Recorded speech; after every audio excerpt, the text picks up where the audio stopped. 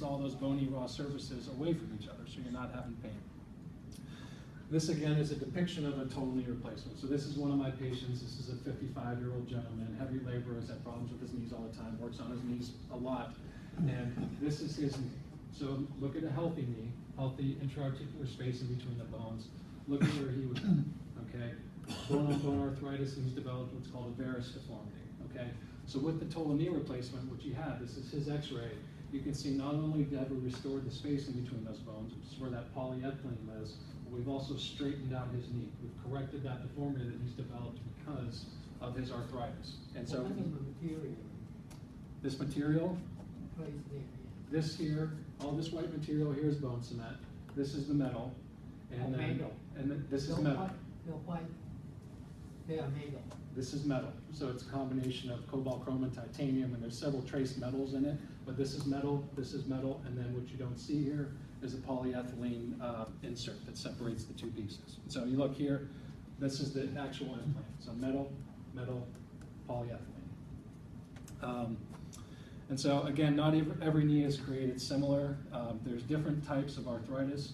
You can have it in one compartment, two compartments, three compartments, meaning inside, outside, and underneath your kneecap. And then you can develop different deformities associated with arthritis. So let's say the inside part of your knee wears away more than the outside. You develop what's called a varus deformity and you become more bow-legged. You can see that this bone follows where the cartilage loss is here. You can have what's called a valgus deformity or knock knee.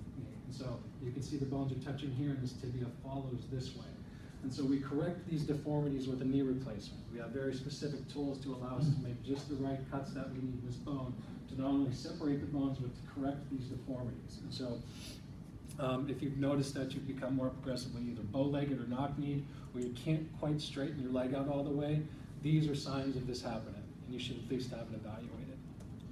And so again, this is that gentleman from before. This is his pre-op x-ray with that varus deformity that we see, and how his knee is nice and straight. You can see the angulation here, it's nice and straight. So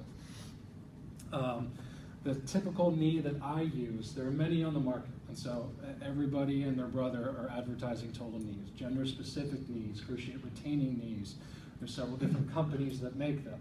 But the reality is that we've been doing this for several years, we haven't figured out. And so we use the ones that have had the longest proven track record and perform the best.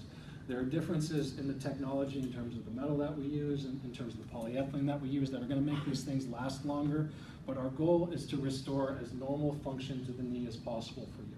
Okay? And the implant that I've found that does that the best over anything that's advertised is it's made by a company called DePuy, and it's called the Attune Total Knee. Yes, sir. And so, again, the knee is very dynamic. It bends, it extends, but it also rotates. And so when you go to pivot your foot and twist, there's motion like